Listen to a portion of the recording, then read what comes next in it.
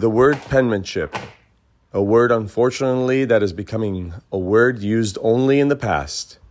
Writing in cursive is becoming a dying skill. Many schools don't even teach cursive handwriting in their curriculum anymore. Cursive is being replaced by technology and is a so-called ancient way of communication. Some may say that cursive is silly, a waste of time, or that the way their grandmother wrote her words.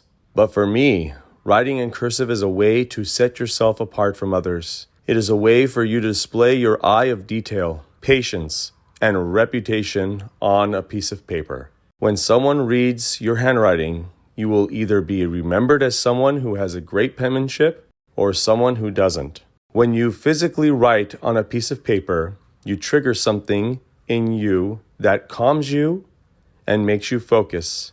Just think of all the ASMR videos that are based on someone simply writing on a piece of paper, and the audience are just enjoying the sound of the pen, simply writing on the paper. Having a good penmanship can even save lives. Think of all the horribly written prescriptions that doctors handwrite. Some have caused dire consequences. Now that's one really good reason to have great penmanship. Now schools and teachers, not all but many, think that writing in cursive is a complete waste of time. Some of the reasons are that the children will never have to use it in their future.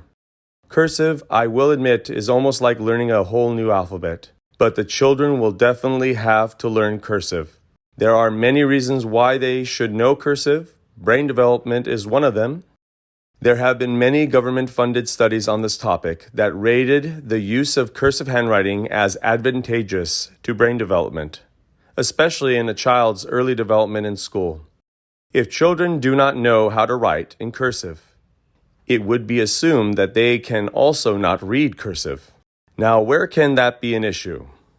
Oh, I don't know. There must be something that is important.